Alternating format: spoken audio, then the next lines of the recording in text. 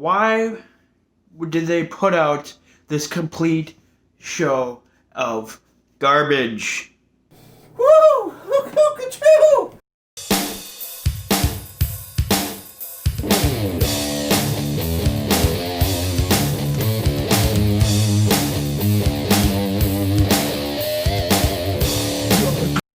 Welcome to the Chris Reason Network. My name is Chris Reason, and I'm here to review Horror Show at Extreme Rules. By the way, stupid.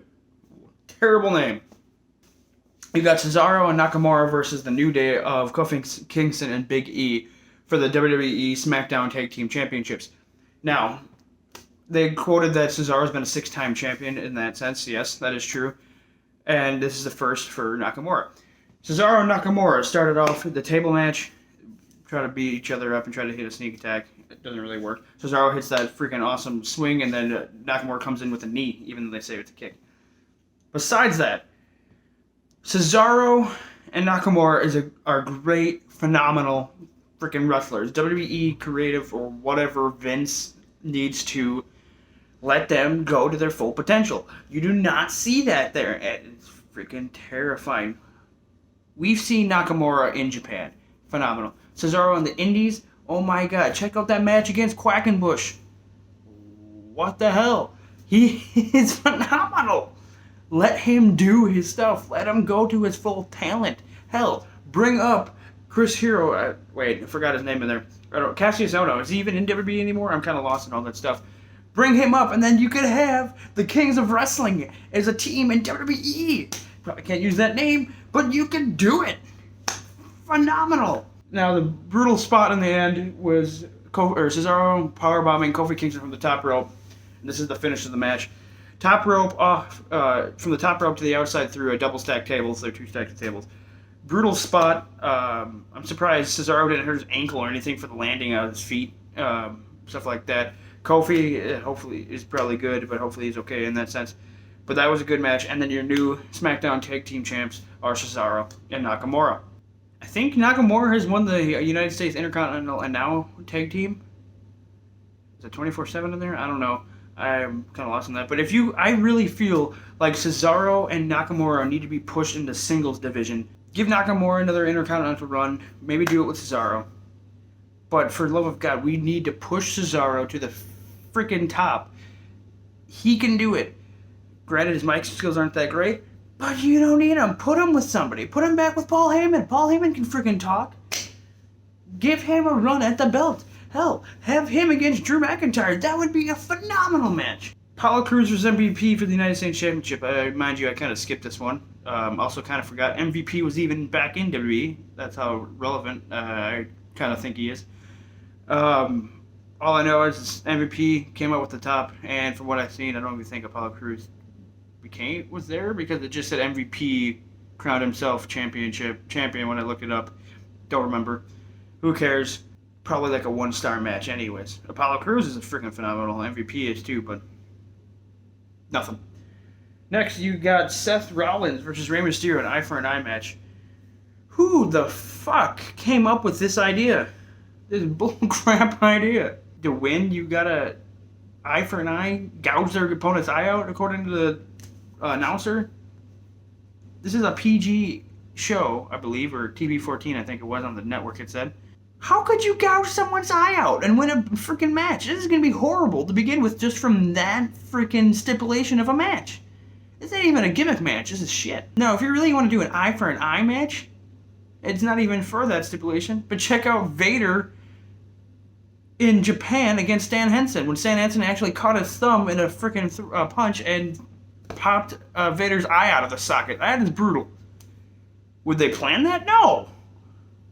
Like, that was just terrible. Rey Mysterio holding his eye when you could clearly see the fake eyeball in his hand. What the fuck? And then Seth Rollins pukes. What?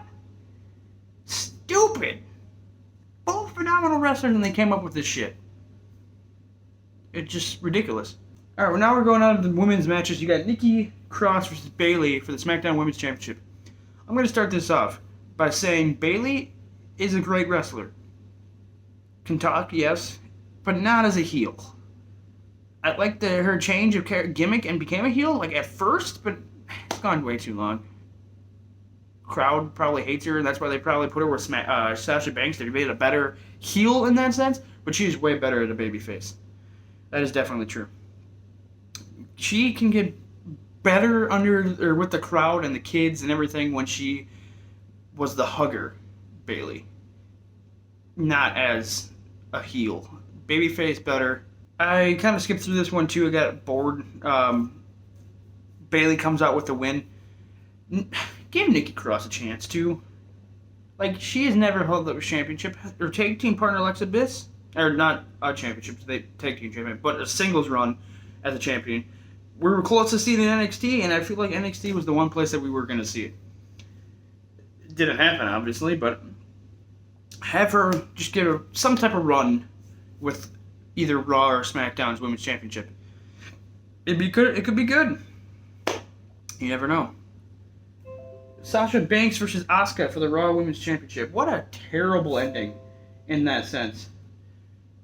Sasha ducks from the mist of Asuka. Referee goes down. I don't remember the name of that ref. Bayley rolls in, hits Asuka with the belt in the back of the head, and then puts on the ref shirt and counts to 3. When was that ever legal? And why would you ring the belt or ring the bell or even give the belt away? I would tell that person to know. Or do what they always do. Bring out another ref. Really? Where? Like, I'm not watching Raw afterwards. But that makes no sense. If anything, they should correct it in Raw and hand the belt back to Asuka, because that was a stupid way to end that run with that title. With that being said, I'm kind of sick of seeing the 4 horsewomen, obviously not Becky Lynch because she's out due to pregnancy, and not Charlotte because she's getting surgery or I think something done, so she's out too. But let's not get rid of Bayley, but take away their push as champions and try someone new. Nikki Cross, phenomenal. Mandy Rose, you can give her a small run, or like get her and Sonya back and get them a run in the tag team division. Get a better tag team division. Push Kairi Sane, that would be good. As a singles competitor for the championship. Either SmackDown or Raw, doesn't matter. Anything like that, that'd be great. Asuka, she's a great champion, but can we see her do better? Yeah, of course, because WWE hasn't been really giving them the option of going to their full potential.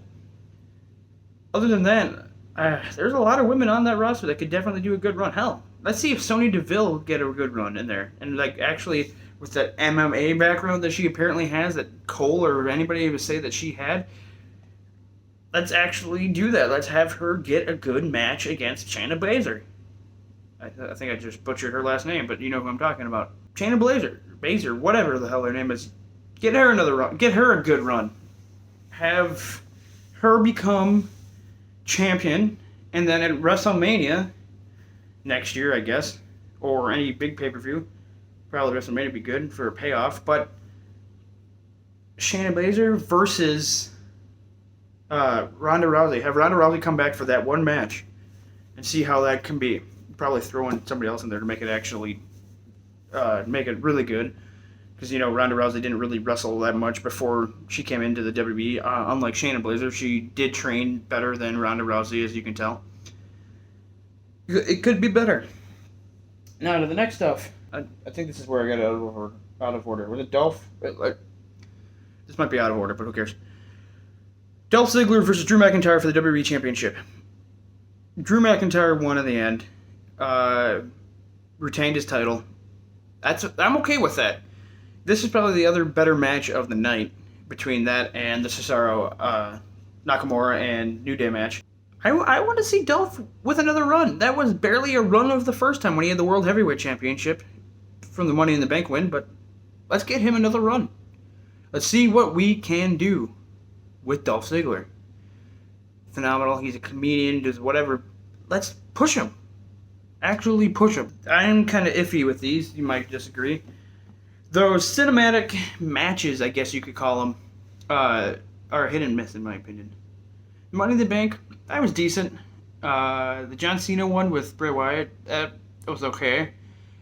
The top, I want to say, is probably The Undertaker versus AJ Styles. We already knew Undertaker can't really do a full match anymore. So that was actually a good idea to do that, and it worked, and they were phenomenal. Those are you got two living legends right there, AJ Styles and Undertaker. You got the phenomenal AJ Styles and the phenom Undertaker. So that is a fantastic match. So if that's Undertaker's last match, that makes a lot of sense. Leave it like that. That was actually a good cinematic one. Not to stray away from WWE, but AEW's Stampede, not Stampede, the one where they're in the stadium. Football stadium. That actually was pretty good for, I guess you could say, cinematic. You still had a wrestling ring and wrestling in there and like just brawling around the whole place. It was kind of funny. But back to the WWE horror show, Bray Wyatt and Braun Strowman. That wasn't good. Both can do better. I'm sick of seeing all these cinematic matches, I guess you could say. But what are you going to do? WWE either needs, if they want to continue doing those, fine, whatever, but spread them out further. Not do so many, or put it in better, that way you can line it up and have a better story to go along with it. Not these horror show at Extreme Rules. What is that? Just no. This is just ridiculous. I'm going to rate this a 2 out of 5 star match, or show. Can't even imagine the fact that this is a thing, even though it is. Stay tuned for more on the Chris Reason Network.